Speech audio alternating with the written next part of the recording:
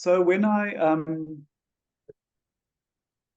was looking for literature on this topic tonight, which is around broadly gender affirming healthcare, aging, and transition, I found one paper titled "Transgender, Aging, and Old Age: Do Transgender People Get Old?" I added the even, and it struck me that that framing of that paper and its topic speaks volumes about this idea that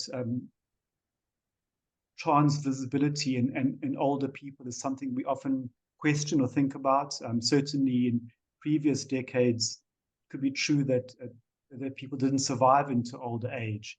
And so this is an interesting new space to be exploring in terms of how people age if they transitioned early, or what is it like for people to transition later on in life. I found this lovely quote, in fact, today from a novel by Hilary Mantel, where she says, you come to this place midlife. You don't know how you got here, but suddenly you're staring 50 in the face. When you turn and look back down the years, you glimpse the ghosts of other lives you might have led. All your houses are haunted by the person you might have been. The wraiths and phantoms creep under your carpets and between the warp and weft of your curtains. They lurk in wardrobes and lie flat under a drawer liner. You think of the children you might have had but didn't. When the midwife says it's a boy, where does the girl go? When you think you're pregnant and you're not, what happens to the child that you already formed in your mind? You keep it filed in a drawer of your consciousness, like a short story wouldn't work after the opening lines. And this idea made me think about, for all of us who are getting older, we often look back on lives not led, forks in the road not taken, choices missed, and we may do so with a measure of regret or sometimes with happiness. But we can never know what paths our lives didn't take. And it made me think about today's topic because I think certainly for some older people who transition late, they might be asking themselves, why didn't I transition earlier? What were the choices that led me to this particular point? What were the forces that prevented me from transitioning? I'm not trying to say that later transitioning is always about regret, because for some people that in fact have been the best choice for them. What I like about this quote is the idea that none of us can know whether the choices we took were ever completely the right ones at the right time. So some caveats or position statements for this presentation. So I'm not trans, and this perspective is from an ally who works with mostly younger trans people. But of course, as an older person myself now, I'm very much interested in the perspectives of older people. I think it's also true to say that trans identities intersect with many other dimensions, and there's no one single story of being trans. There's no one single story of being older in trans. Then power, privilege, and place have an enormous impact on trans lives and aging. So the resources you have, the privileges you might have had, and the context that you live in will all shape the choices that you can make. Then many, if most, not most trans people, in fact, don't access the care they need for dignified and appropriate transition. I think we really need to constantly remember that so many trans people in South Africa may in fact get old and never access the kind of care that they need. Many trans people from yesteryear did not survive into older age, and that this is also a newish area of study and research, and we need more stories, especially from the global south. In terms of what I'm going to cover today, this evening, really the idea that for all of us, aging is an unpredictable journey, and that is as true for trans people. I'm going to explore ideas around chronological age versus trans age, making decisions about transitioning, dealing with what I call the social soup that we all are marinated in, and how does that affect the kinds of powers and privileges and choices that we have at our disposal. Then briefly, some medical issues, although I'm not a medical expert, and I would certainly defer to doctors and medics on this score. I'm going to touch a little bit on the idea that trans people often need to be their own advocates and may need to educate the healthcare practitioners. What are some of the pros and cons of deciding to transition? Some psychosocial issues, and then end-of-life care issues. I'm going to go through all the slides, if you don't mind, and then we can take some discussion at the end. So the idea of chronological age versus trans age, I found this lovely paper by R. Pierce, and they say, at the time of writing, I'm 10 years old, 14 years old, and 30 years old. I was born 30 years ago. In chronological terms, I've lived for 30 years. Chronological time is, however, just one means by which aging might be understood.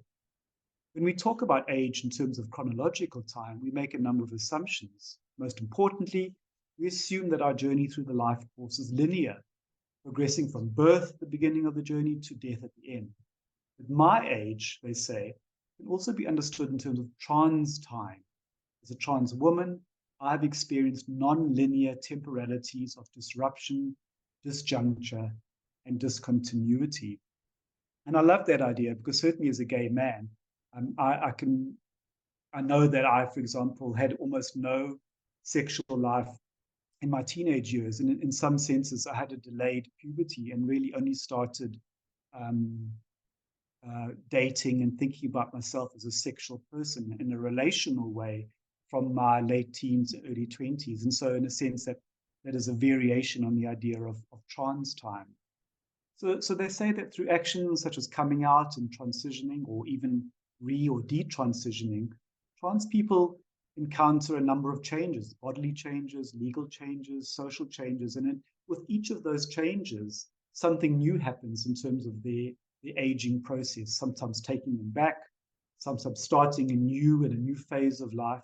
So this is different from the sort of more linear continuity of chronological aging. And they say that trans time can be characterized by features or moments such as the idea of maybe a second puberty with the onset of transitioning. I note that puberty can be a very disquieting time for some trans people because of the sometimes unwanted changes that it may bring. Trans time can be about focusing on an imagined future, so not fully being in the present and anticipating discrimination, for example. Trans time can be about what changes when you start to access trans-specific care and deal with the changes that come in your mental and social and physical well-being. And trans time can be about thinking about what happens when I get older. What changes might come then? Do I enter into new closets, for example, when I get into older age? And these disruptions or remakings of the traditional life chronology can happen at any point in a trans person's life. And older trans people will often have had very different experiences of aging and being trans, depending on when they came out and how the consequences of this were experienced. So if we use the idea of trans time, I think we could think about that as being different for someone who transitions as a young person and ages, or an older person who transitions later. Each of them will also have a different sense of trans time for themselves. And I think this concept might help us to understand how trans lives and trans aging might differ quite significantly from cis lives and cis aging. And it's worth highlighting and surfacing some of those differences, I think, when we work with our clients or our patients. And of course, there's no one form of trans time, that each individual trans person will have their own time journey. And so I think this notion helps us to capture some of the nuances of trans aging, and perhaps helps us to better understand the sometimes extreme challenges that trans people might face as they age. So people who transition later in life have often waited many years to do so. One study, for example, found that people 60 and older had waited 53 years on average to begin their transitioning, which was actually an extraordinary gap between understanding and knowing themselves as trans and actually beginning the process. Many older trans people have waited for the death of a spouse if they were married heterosexually, for example, or they had retired and could no longer wait. And so this this experience of transitioning will be mixed up with experiences of loss of a life partner. In some cases, they may have limited resources to draw on. So, and we know that on average, trans adults earn a lower household income than cis adults in some studies. In other cases, older trans people face more forms of poverty and instability than their cis counterparts. One study found that older trans people had large social networks, but these networks did not step up when they, in fact, were coming out as trans. So they established themselves in their communities, but their transitioning isolated them. If they've had children, older trans people could have complicated relationships with them, who may need to face the fact that they have to think about their parent in a different way and use different pronouns, and coming to terms with the idea that this person, while the same, is also at the same time perhaps different. Older trans people who transition later may have more challenges with gender-affirming surgeries and the recoveries from them. But at the same time, as this one trans woman said, this is also an opportunity to completely rediscover and maybe even reinvent themselves. I have lived more life in the past 7 years than I have in my first 55 years, said one trans woman. People who transition young but are now aging, on the other hand, may have settled into their life journeys and acquired useful experiences of the social and the medical and the legal aspects of being trans. But of course, isn't a guarantee that journey will be smooth and simple and straightforward. Many people in this category will face the challenges of aging in general, but with the added challenges of the possible long-term effects of hormone treatments. In general, people who transition young and are getting older are satisfied with their decision to transition. And in fact, research suggests that regret is quite rare. And where there is re or detransitioning, one study suggested that this was driven by external factors, for example, extreme forms of transphobia or limited acceptance of the person's trans identity. We now see a world which is more accepting of trans people identities. There's certainly greater trans visibility, I would argue today. Though, of course, context matters, and this will vary across the globe. And we do see that there is a pushback in terms of the anti-gender movement in some parts of America and I think in Europe and even in our own continent. And people who transition young but are now older have a lifetime of wisdom and experience to offer, and will have a unique perspective on gender, having lived in a sense in a different embodiment of their identity, and will have rich stories to draw on. I think it's worth thinking about the broader impact of ageism in relation to decisions people might make to transition, and the effects of aging and ageism on a trans person's identity and life experience. So I think it would be true to say that both older trans men and women would face ageism, with different stigmas and attitudes towards older men, for example, versus older women. And then the addition of transphobia could be a complicating factor.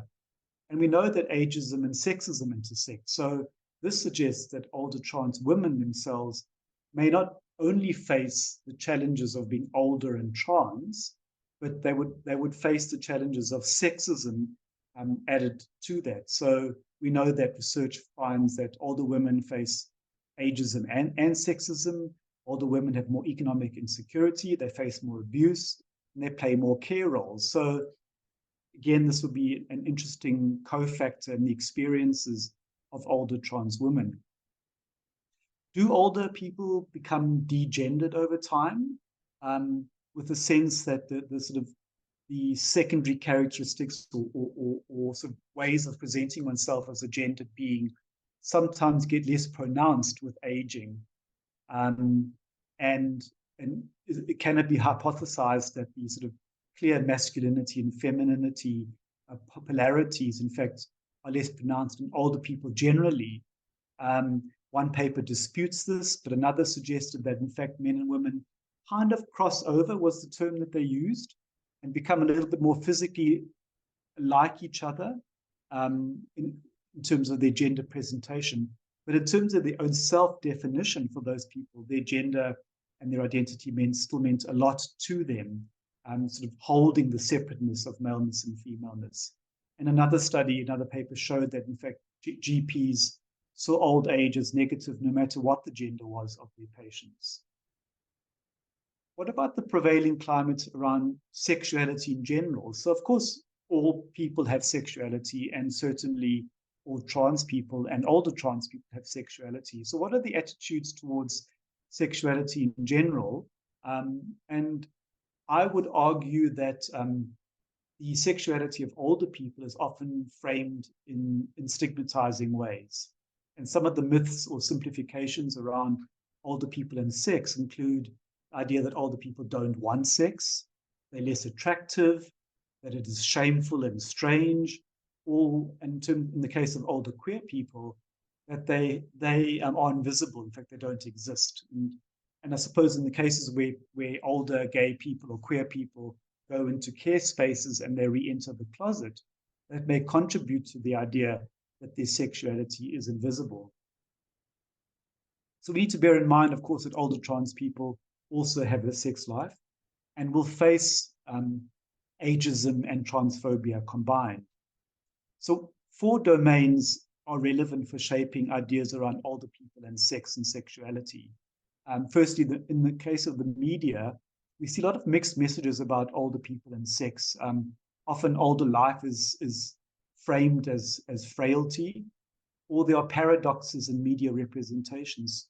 For example, think about how Joe Biden is mocked for some of his sort of aging, signs of his aging, yet in other contexts, older people in the media are venerated and held up as role models, or if you think in the South African context, as icons of the struggle and therefore worthy of our respect and value and care. And certainly idealized practices around sex and sexuality often are quite exclusionary and are ageist and ableist and cis-heteronormative in how they frame what is an ideal sexualized body. And the older person often is not what comes to mind when we think of what is vigorous and healthy and interesting and attractive sex. We also know that in terms of the attitudes of young people towards older people, there can be quite a lot of cynicism about and I suppose disquiet about the sexuality of older people. And certainly I can remember when I was a younger gay man, socializing in queer spaces, feeling quite disparaging about older gay men. And I say that with a certain amount of shame now. And now that I've become that older gay man myself, it's very tender for me to think about that I'm still interested in having a sexual life. And yet younger gay men, if you look in sort of social media spaces, might be quite harsh in thinking about someone like me being a sexually active person. But in fact, older people are getting it on. The Gay and Grey Project found that just over 3/4 of the respondents, in fact, said they had active sex lives, and over half felt that their sexuality was an important and positive impact on their lives. Older people, of course, judge themselves and have internalized stereotypes and myths about sex and sexuality, and may feel discomforted by the idea. They've internalized those ideas that older sex is unpleasant or unwelcome, and therefore feel reluctant to step out and reach out sexually. But there's also truth in the idea that for some older people, there is a relief that sex has diminished or ended, and they feel grateful that it may no longer be a driving force in their lives. We also know that when older people have internalized stigma around sexuality, they may find it very difficult to talk to their doctors about wanting to continue a sexual life. And so there's this kind of tension between the idea that an older person's sexuality should be welcomed and worked at and maintained, versus the idea that, in fact, perhaps it's okay if it is less than what it was, because at the end of the day, we do reach certain kinds of frailties as we get older. And then the other factor is the attitudes of medical personnel and care providers towards the sexuality of older people in general. Of course, queer and trans people is a subset of that. In general, all providers don't think about the sexuality of older people in terms of how do we enable the sexuality of older people. So in care facilities, for example, quite often there are very few arrangements for older folk to be allowed to be sexual, to be assisted to find ways to be private and intimate with a sexual partner, because there's this notion that they shouldn't be having sex anyway. And as I suggested a bit earlier, when older queer folk re-enter the closet, partly because of their own internalized stigma or because of the stigma from the care homes that they exist in, then this may be a reinforcing factor in the lack of access to sex. And certainly we know that people with disabilities or physical challenges are often excluded in being able to practice their sexuality. So these forms of marginalization are not just in terms of the kind of the dimensions I've already mentioned, but also in terms of the research context. And it would be true to say that explorations of older people's sexuality in terms of the research space are not as prevalent as they could be. And some of the missing questions might be, what are the risks of older sexuality? Not only there's some evidence around increases of STIs in some older folk, because I suppose they think they're immune, or in what context might older people be vulnerable to being groomed by a younger person? What are some of the gender gaps in terms of aging and sexuality? How can we understand the so-called natural aging processes of sexuality and work with them in a way that enhance the sexual lives of those people who want to maintain them? And then what about cultural or contextual influences on sexuality in older age? What do we know about different contexts? Because not all societies will think about older people and their sexuality in the same way. And really, what do we know about older trans people and their sex life? Well, there's some research. One study that I found from Spain, which looked at 260 trans people who were recruited from a trans health clinic, found that trans women had a more ego-dystonic and problematic experience of their sexuality than trans men, as evidenced through, for example, lower sexual desire, challenges around sexual arousal without orgasm, and their overall sexual health. While regarding sex with a partner, trans women experience more difficulties than trans men, for example, as evidenced by the percentage of trans people who never allowed their partners to touch them intimately. And so there would be a complex relationship between these variables and aging. I wanted to touch a little bit on some of our inbuilt assumptions about aging. And one of the fields that I think is the most interesting that is contributing to some of the thinking and literature in this space is critical gerontology, which is an approach to aging research and policy and practice, which questions the assumptions underpinning the biomedical model of aging.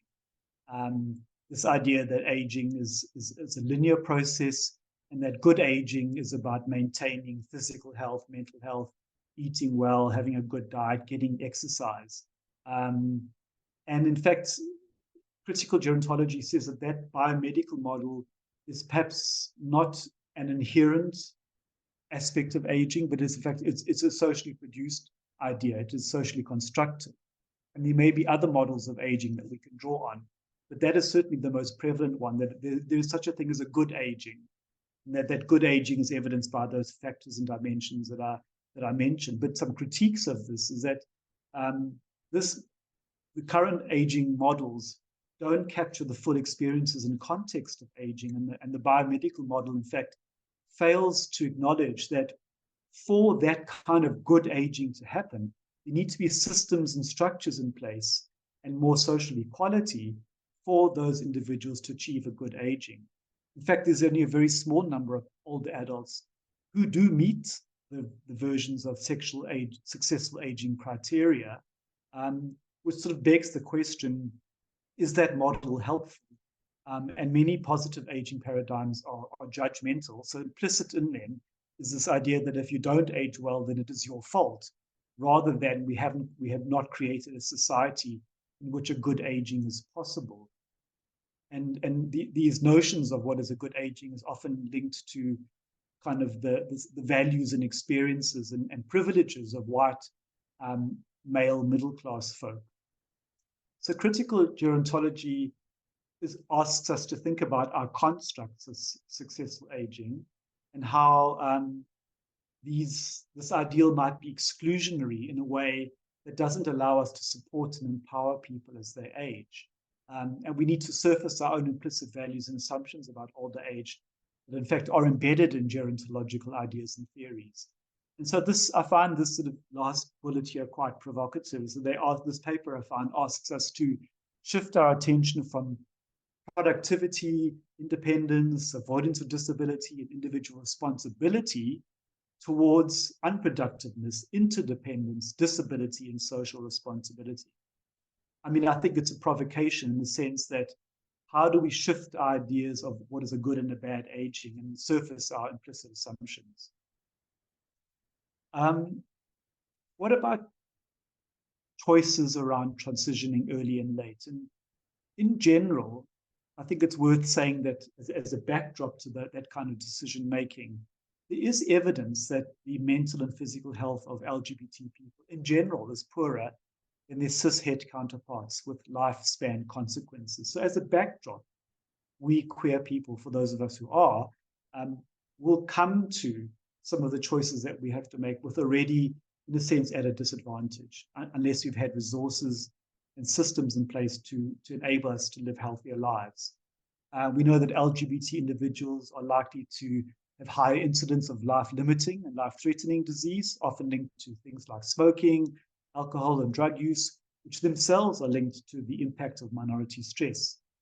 And for trans people specifically, we need more evidence on chronic disease. One systematic review, for example, said there are quite a lot of gaps in the literature, especially looking beyond sexual and mental health, which is quite a common focus of some of the work, looking at more at age-related conditions and inflammation-related disease in trans people.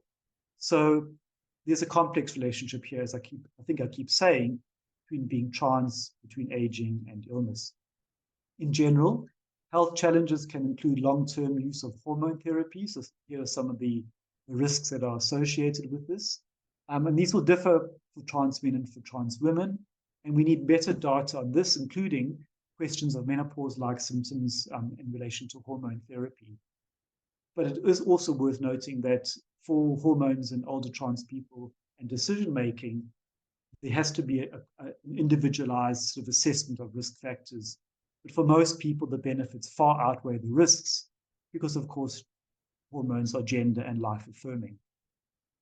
In general, older trans people are advised to do this long list of things, which I guess we could critique a little bit in light of my earlier comments about some of the assumptions around aging and the biomedical model. But these are components of good care. But I think I would have to keep coming back to this idea that being able to do this kind of care and live a kind of life where you can attend to yourself in this way is quite a middle class idea in some ways. And so holding that sort of tension is important, I believe, in setting trans people up to fail when we expect them to take care of themselves in ways that might not be possible, not only for all people, but for trans people specifically.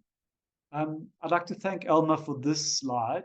In fact, also Elma for being a critical reader of my PowerPoint before sharing with you tonight to give me some guidance in some of the more medical aspects. But I think what is useful about this slide is it presents a model of how the interaction between individual identity factors and the kind of ecosystems in which we all live, and how something like cardiovascular risk is not just about an individual's health-seeking behavior, but really a combination of psychosocial, behavioral, and clinical and social factors. And so it's important in thinking about trans people and aging, that we bring a holistic set of lenses to their lives and to the healthcare that we could try to offer them. One important factor is the fact that trans people in general, but certainly older trans people, will face some challenges in healthcare systems. Now, Path SA is building knowledge in this area, but it's probably true to say that globally, the number of medical persons with really deep expertise in the lives of trans people is a fairly small number of people. What happens is that trans people end up having to be educators and advocates in the healthcare space. So one Welsh study looked at the stories of 19 older trans people between 50 and 74. What they found is that the GPs were in fact inconsistent allies to their health-seeking behavior and their attempts to find supportive care, and that they were reluctant educators of their health professionals, and often used the internet and other sources to put pressure on their GPs to provide them with the care that they needed. There were, of course, supportive practitioners, and these assisted them with finding treatment, getting funding, information, and referrals.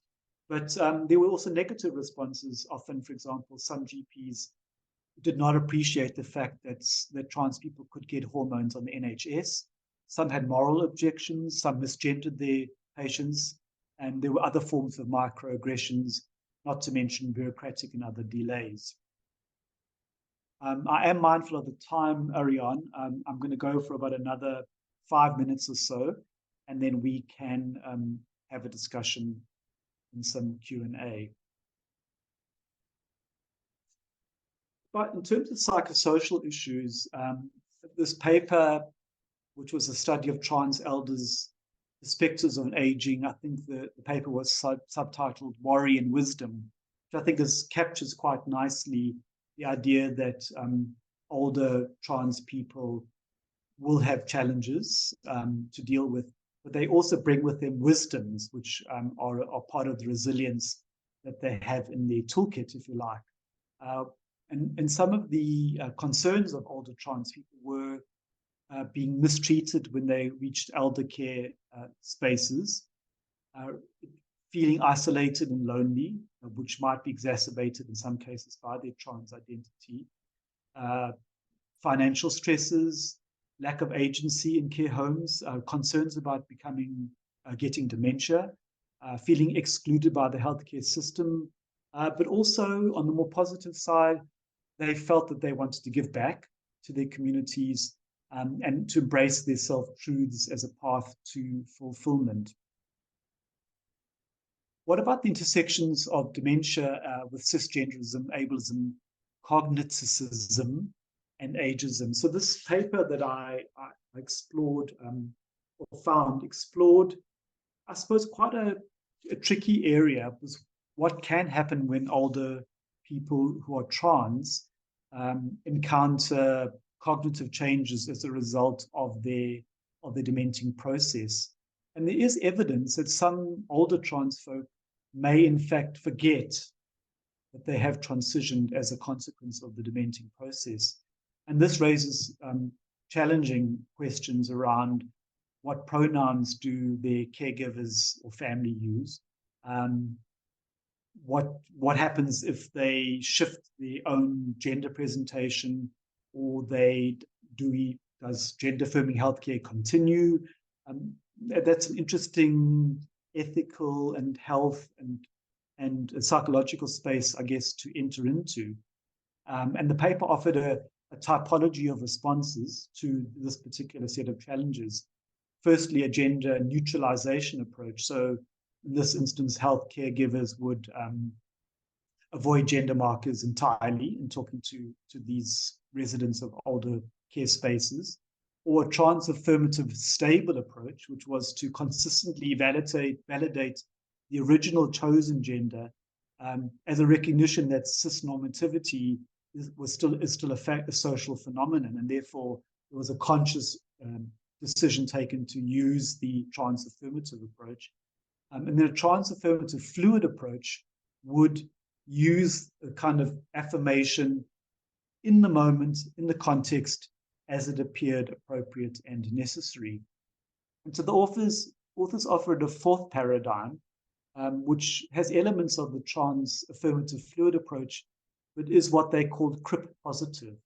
So this draws on the politics of senility, CRIP theory, and critical dementia studies, and it asserts what it says is a vision of the self that is multifaceted, changeable, and not normatively rational. And so cognitive changes that might impact on gender identity should not be seen as a form of decline.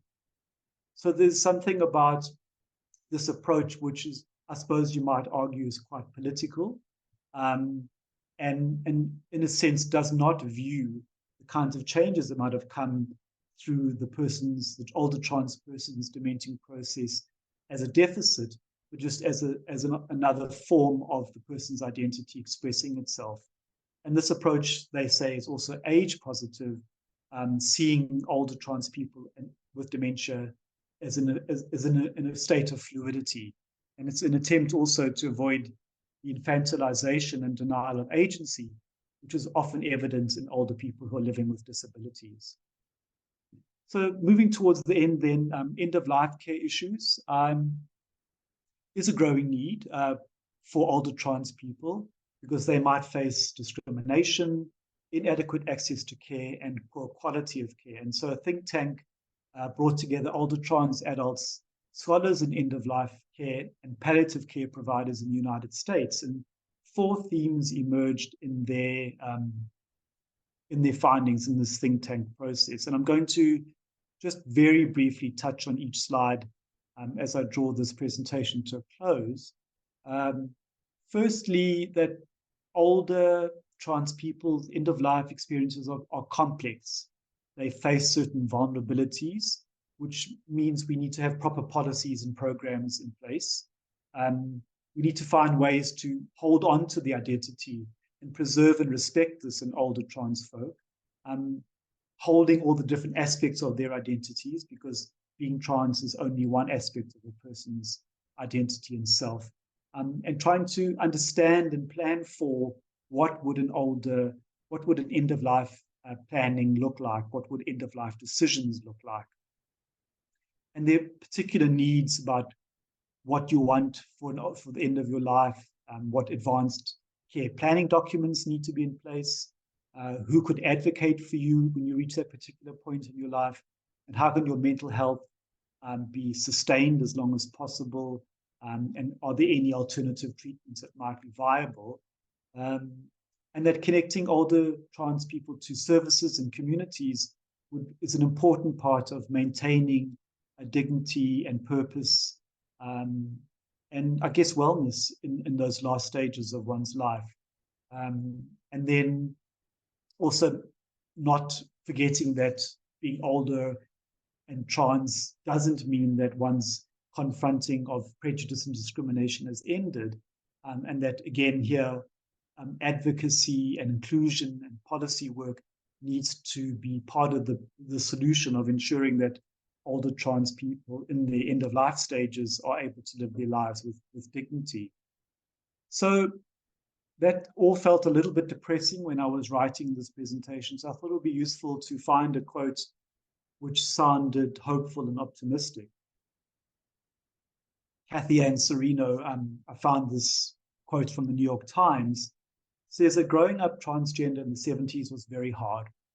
I knew I was different, but there were 0 resources available, and it was something that I had to live in silence about. Even through my 20s, after I learned what being transgender was, I still was too scared to do anything about it. It wasn't until I was 43 and had gone through 2 failed marriages and having children that I finally hit the tipping point. After a failed suicide attempt in 2010, I finally decided I was either going to live as my true self or not at all. The coming out process was extremely difficult and caused a lot of friction in my family. I lost some family and friends in the process, but have made so many new friends along the way. My transition actually went pretty smooth and took over 4 years, but now that it's complete, I have no regrets and have never looked back. For the first time in my life, I actually am happy with myself as a human being, and the weight that I carried for all those years has been. Thank you.